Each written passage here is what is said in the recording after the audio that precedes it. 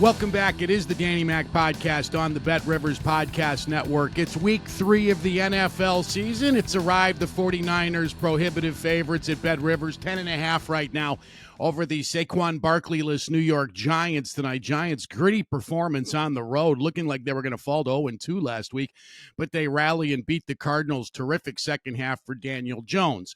The Bears, on the other hand, have not turned it around, and it has continued to spiral for Team McCaskey.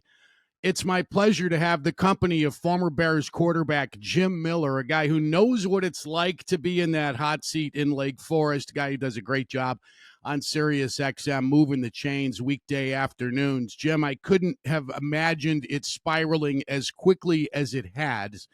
But before we get to Justin Fields' comments yesterday, was it your opinion before you heard anything about his comments about coaching that maybe they have taken some of what he does most instinctively away from him 2 games into this season? I don't think so. I think they've tried to incorporate, quarterback runs. I think they've run bootlegs. I think they've tried to take advantage of his legs, but that's not what it's about. He needs to grow from within the pocket. If you look at all their touchdowns this year, even this past weekend against Tampa Bay, the touchdown to Claypool was in the pocket. The other touchdown was in the pocket. Even go back to week 1, the touchdown pass to Darnell Mooney. It's in the pocket. At some point, you've got to be able to throw the ball from the pocket because defenses are playing to play containment against Justin Fields. That's exactly what Todd Bowles was doing. They want Justin to beat you from within the pocket. Yeah, certain things will break down where he'll get out and he'll get some runs at a positive play where you've got breakdown and gap integrity, but really that's where the game is won or lost. Adding to your the offense with your ability to run certainly is an added feature that is going to be tough on defenses to defend. But I think as the current modern NFL day sits right now, the only running quarterback or quote unquote scramble quarterback who has won Super Bowls, we'd probably be talking about Steve Young, and that's it. I don't think that's where you want to be as a quarterback to be leading the league in rushing every year, because I don't think it translates to Super Bowl victories. No, I don't think many do. It's still, though, when you do something so very well, I'm dissatisfied they haven't called more runs from him. I get it. You don't want him to rush for 1,000 yards. You got a couple running backs, too, who seem to be pretty capable in Herbert and the rookie, Roshan Johnson. I know you like him. But do you think they have called enough runs for him in these first 2 games? I think you have a balance of it. I think when you mix it in, depending on the opponent that you're playing, I think you have a mixture, which they did this past weekend against the Bears. They ran, like I said, a couple of bootlegs. They ran basically a quarterback student body left. But again, I just don't think that's where you want to be, because you're where the position is now. We know guys are making an exorbitant amount of money, $50 million and up.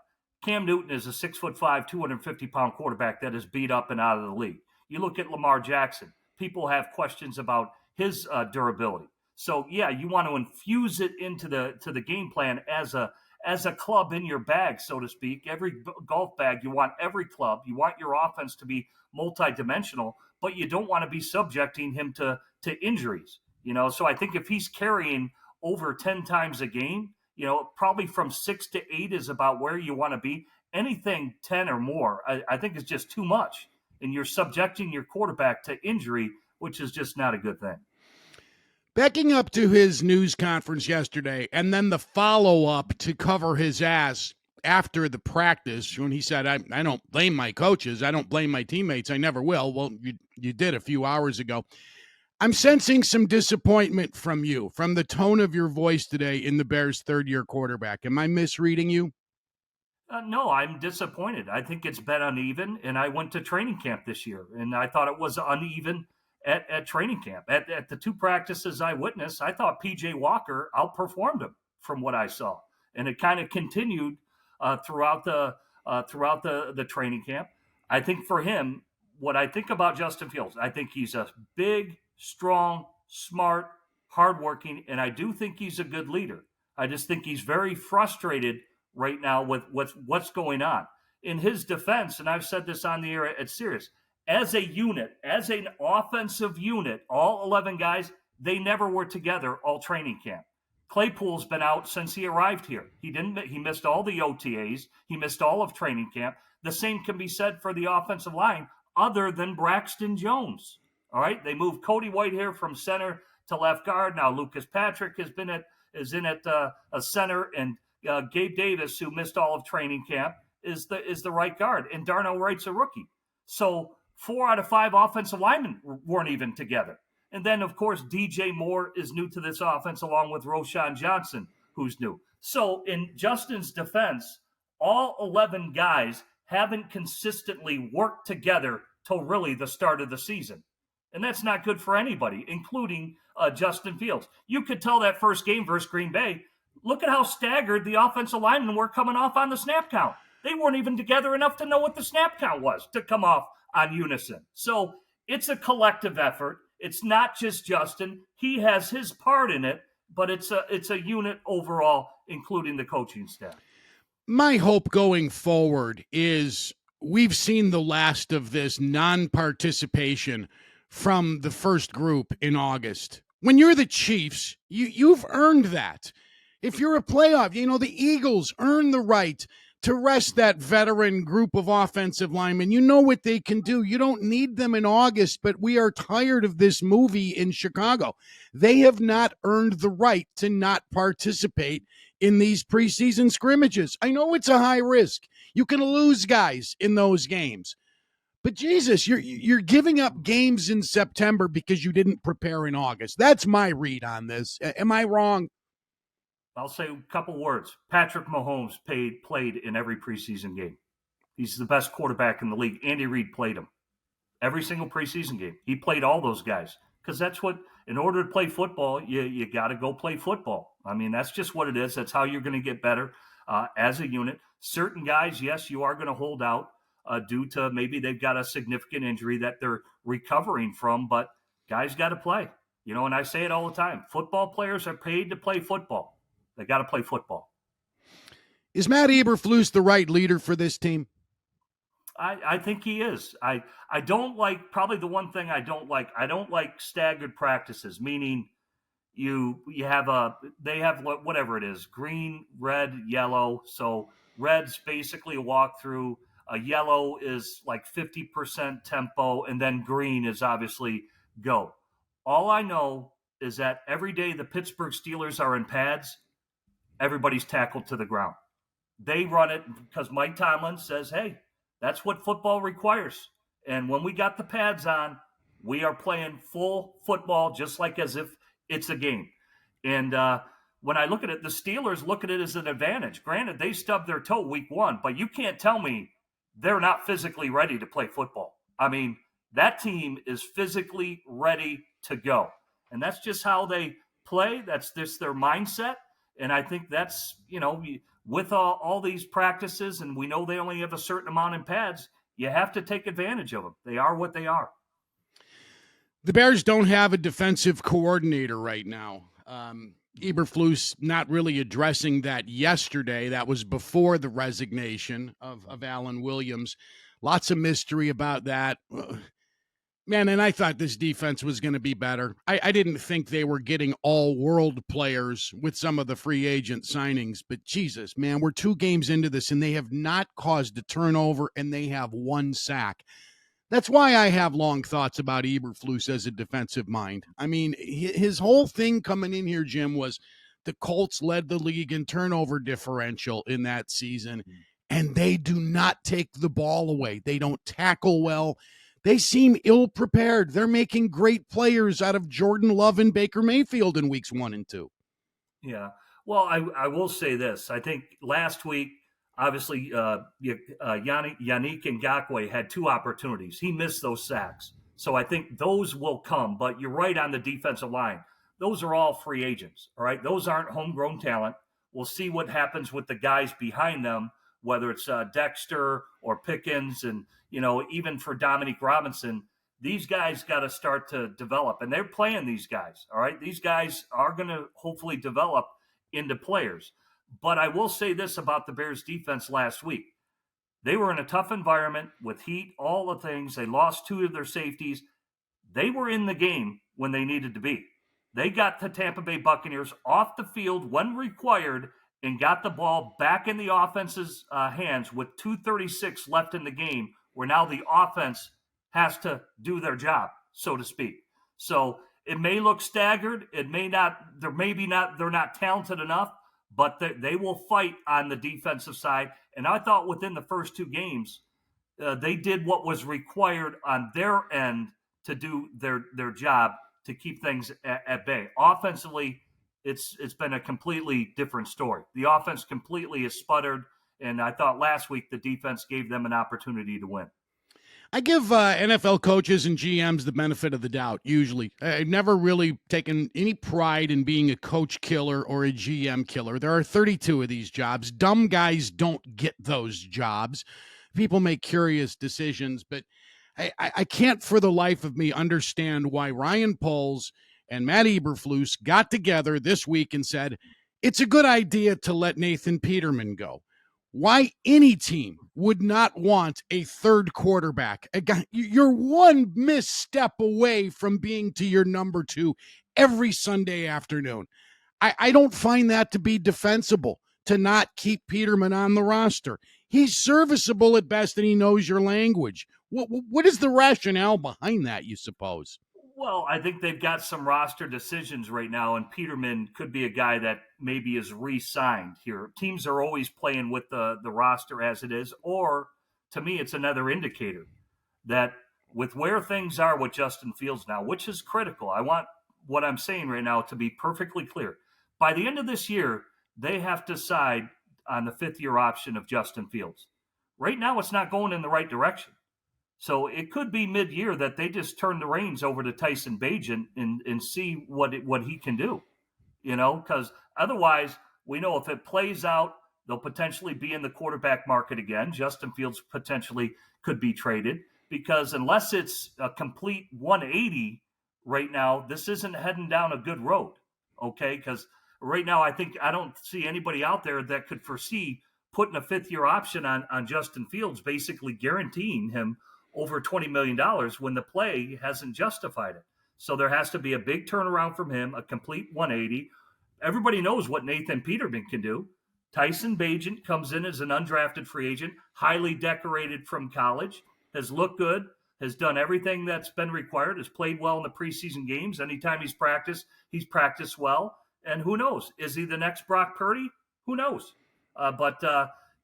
Basically, it could be to that point where he is going to be earning an opportunity to play because everybody knows what Nate Peterman can do in the league, and he's been around a long time, but he could be added to the roster just because they're dealing with a lot of roster issues right now for the Bears. All right. The $64,000 question. Can you give me a game plan that keeps them in this thing? I mean, how do you go to work today if you're the Bears after all of what you've been through these last few days, especially yesterday? Give me what you would like to see Eberflus do when he gets behind closed doors with his team and what you would like to see Luke Getsy deploy Sunday at Arrowhead. Yeah, I think now's the time when you're only logging about 50 plays a game offensively. Who's ever not doing their job, this is kind of the go time. I mean, in this game against Kansas City, they need to run the ball, stay in their lane, play action pass, obviously play good defense, play sound defense, even though they're roster-wise, they're challenged, and everybody has to execute. But it's getting to a point that if this person isn't doing their job, we have to find somebody else to get in there to do their job. But the problem is here's where the roster is challenged. So you didn't put anybody behind Braxton Jones that really challenges him. Is Larry Borum a guy that's going to challenge him, but now he's the left tackle as your swing tackle? So that's part of the problem. In order for a last place team in the league, you're trying to build your roster at all levels with depth, with healthy competition. I think they've done that at receiver. They've tried to do it at the offensive line, but they've had some injuries now, and that's where it's at there. And then I would say the same thing defensively. Roster-wise, they're not there yet. they don't have the depth that can challenge the starters to really push them to be, where they want to be. So they're a run play action team. To me, that's what they've always been. They got to mix in obviously the run game with Justin Fields. And bottom line is Justin Fields has to throw from the pocket. Even at Ohio State, there were plays structured. He can't just be back there and say, "I want to play free and be myself," and everything's backyard football. No, there are certain things required that a defense is going to present you that you're going to have to execute basic plays from the pocket. And I will give you a specific example in the Tampa Bay game.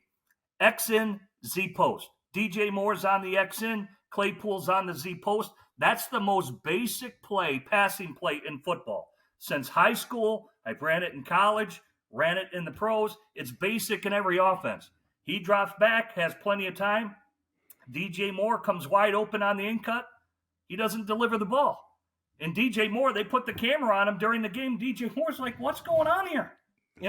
This is the most basic play in football. And the ball's not in his chest and him running upfield for a 25-yard gain. Those plays have to be executed by Justin Fields or any other quarterback that is playing quarterback for the Chicago Bears. Boy, the leaves have yet to fall, but it feels like the dead of winter already in this town. With Jim Miller, always great catching up with you. Listeners, you can find Jim with Pat Kerwin on Sirius XM Channel 88. Moving the Chains is the name of the show. Weekday afternoons. And a bar bet for you. If anyone asks you, "Hey, give me some Bears trivia." All right, I'll bet you a beer. You don't know who the last Bears quarterback is to win 13 games. It's this guy, Jim Miller, 2001, when the Bears won the division.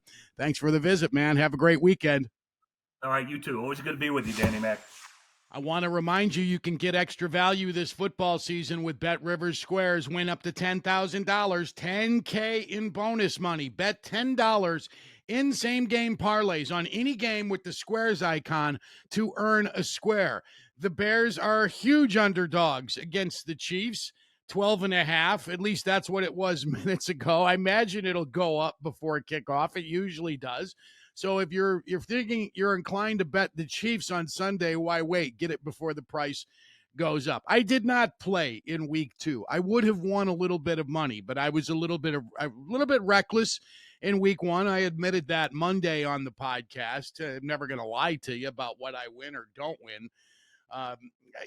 First weekend, I did several parlays. I got excited. I did a 6-team, just win only, straight up parlays. Money line 6 teams. I went 4-2. That pays nothing.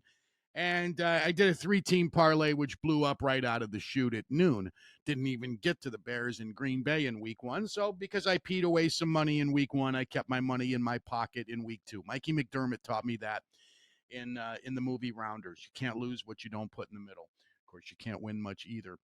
I'm more down on the Bears defense than Jim Miller is. I think the way they have performed these first 2 games is atrocious. And Yannick Ngakoue, because he was Yannick Ngakoue all those years when he was a Jaguar or a Viking or wherever his travels took him, people knew his name and they got excited. And I study the league pretty well when it comes to defensive players, and we have defensive players in my fantasy league, and I know who gets quarterback hits and pressures and tackles and sacks and who doesn't. I follow that pretty well. And Ngakoue has been just another guy the last several seasons. That's why you didn't see me doing handsprings. Not that I could do them even if I wanted to when the Bears signed him. I told you at the time, I think that's overrated, and he missed both of his sacks. He was the lowest graded Bears defender, according to Pro Football Focus. Miller says those sacks will come. Well, now's a good time. Now is a good time for them to come against Patrick Mahomes and the Chiefs. They defended Mahomes very well against the Jaguars' best pass rusher, Josh Allen, last week. They got to him a few times, but Allen wasn't the guy who did it. Who do you suppose will be the Bears pass rusher? The Chiefs are saying, okay, we got to block this guy. Is there one? And it's not just with the pass rush. It's with broken tackles in the secondary, terrible tackling. And I know they're at the back end of the depth chart, but there still is no reason, if you're on the field in an NFL game, to have your head down and miss tacklers, having, slender wide receivers bounce off. You're not talking about Mike Evans, but because he's a pretty well-built dude, but there were tackles that could have been made that weren't.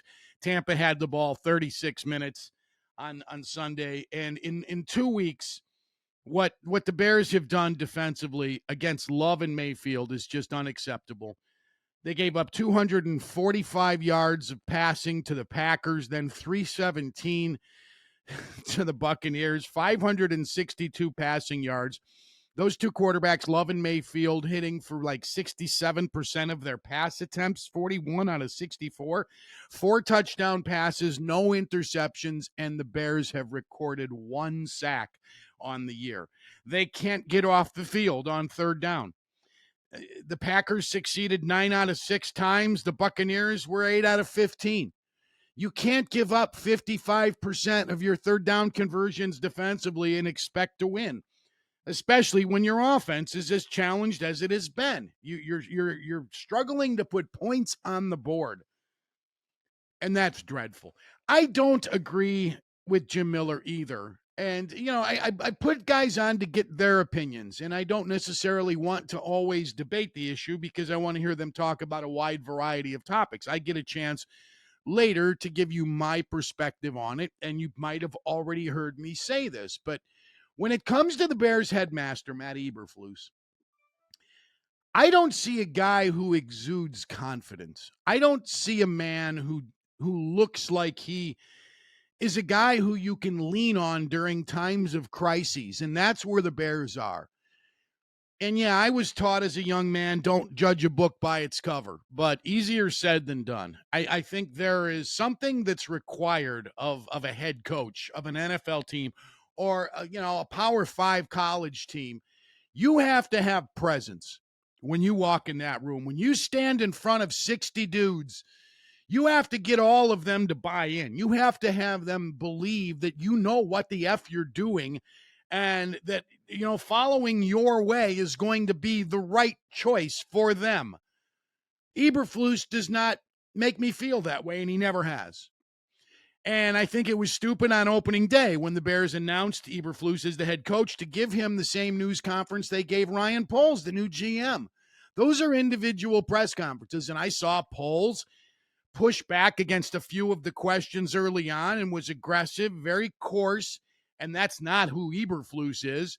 I thought he was intimidated by his general manager, and I thought he came off as sheepish in that first appearance as the Bears head coach, and nothing really has changed since that's made me feel otherwise. He doesn't strike me as that ass kicker, the guy with coach's eyes. And, those eyes that look right at you and see your every flaw, see every sin you've ever committed, coach's eyes. Eyes I first looked at when I was a junior in high school. And I thought I played a good game against Lake Central, but Coach Shelbourne and I had a talk on our way out to the practice field, and he mentioned a handful of plays where I didn't stick with my block, and I wasn't as good as I thought I was, and that was the first time I saw Coach's eyes. Dick Duran even possessed Coach's eyes. He glared through me once, seeing every unsavory ingredient I've ever put in my body and all of the other, mean-spirited thoughts I've had in my life, or whatever the case may be. Coach's eyes. Eberflus does not possess them. And against the Chiefs this weekend, I have a tough time feeling anything positive about the Bears. I think this is going to be another long day for them. I'm taking the Chiefs and laying the 12.5 today. Going to get it before that number goes up even more. I'd love to be wrong, but it's starting to look like Fields is not the guy. It's starting to look like Eberflus is not the guy. It's too early for me to bail on a GM. He had a roster to overhaul and still has more to go. He still doesn't have the pass rusher they need. That was, and I say the only, in air quotes, the only position he didn't address via free agency isn't one of the most important ones in football, and that's a great pass rusher. You don't have one of those guys, you're kind of effed. It's not going to be an easy road for you if you can't put the opposing quarterback on his ass or at least move him around regularly and harass him. And the Bears don't do that, and they haven't done it for a couple of years. And that was the big Eberflus thing. He was a guy who coached a defense in Indianapolis that created turnovers and caused havoc, and that hasn't happened here.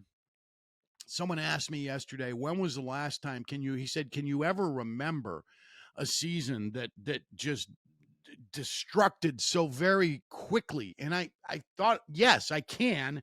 In recent memory, I would point to the 09 Bears, who opened the year at Green Bay on Sunday night in an NBC game. Jay Cutler was making his Bears debut.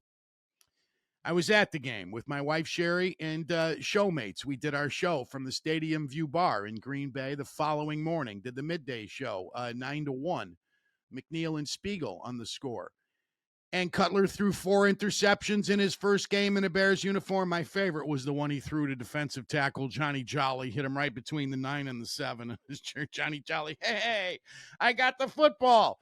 It looked like John Goodman and Everybody's All-American when he began to scamper across the emerald turf. Cutler sucked, and Brian Urlacher broke his wrist and was out for the year. It was announced that night, done for the year with a broken wrist. I predicted the following morning the Bears would miss the playoffs. You hate doing that in week 1.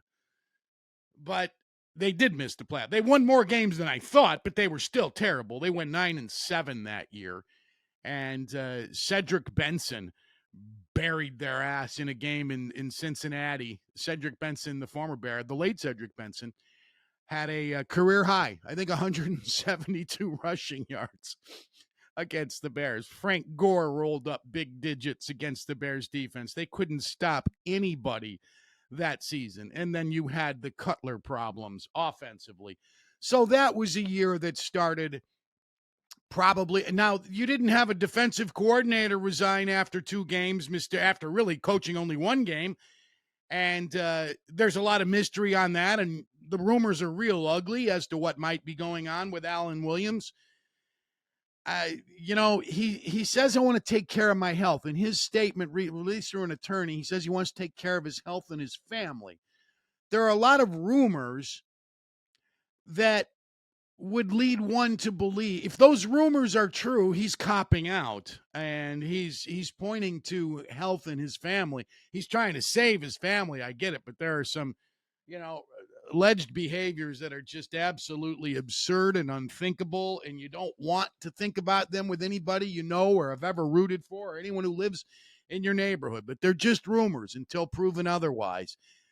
The sad fact is the Bears are down a defensive coordinator. They don't have a left tackle because of the injury to Braxton Jones. And as Miller said, didn't really prepare for a backup at the position. Now, he's not high on Larry Borum coming in to play left tackle. I thought Borum last year for a short stretch did fine as the right tackle. And your quarterback is, you need to let him run it a little bit. I don't think there's anything wrong with letting him do what he does best. That would be my wish for these Bears this week, that they let Justin Fields play football. Yeah, I understand you got to do what they're asking you to do, and he does hold the ball too long. Miller's right about that. That's not something I'm going to excuse or anyone should excuse. You can't hang out of the ball for 4 seconds. You can't. Run the damn ball. Just go. Move the chains, man. Have some time of possession. Keep the ball away from Patrick Mahomes, because if you have the ball for only 24 freaking minutes, like you did against Baker Mayfield, the Chiefs are going to score more than 27 points on you, which is what Tampa finished with. Shockingly, not more. It's crazy the way Mike Evans was just ripping off huge plays, and they were running the ball right down the Bears' throats. They only had 27 points and needed a pick 6 late to get there. On paper, it was a much more one-sided fight than the 27-17 final indicates. And I saw a stat today worth sharing before I wrap it up here. If Eberflus does not win 4 of his next 9 games, if he doesn't go 4-5, he will have the worst start. He will leapfrog Abe Gibron for the worst start as a head coach in Chicago Bears franchise history.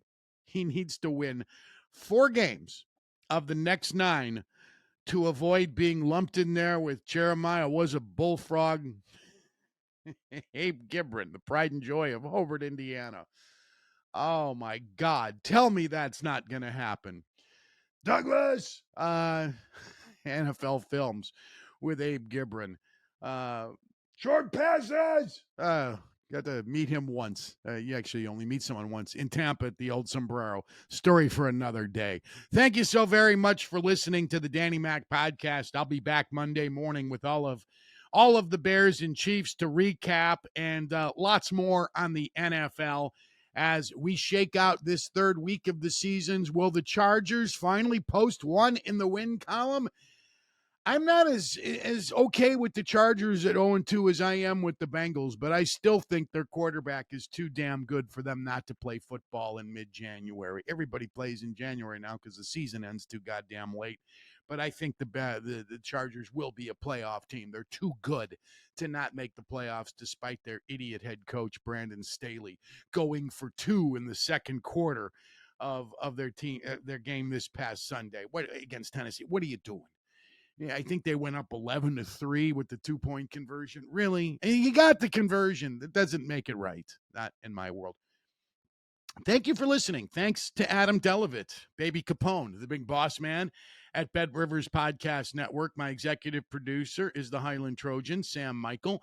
Thank you to Randy Merkin, our coordinating producer, as well as Alex Pastor and Troy Mocker for helping out with all of the data that we use for our podcast. And again, have fun this weekend. Wager at Bet Rivers. Make sure you check out that squares icon, and you can earn squares. Bet $10 in same game parlays on any game with the squares icon.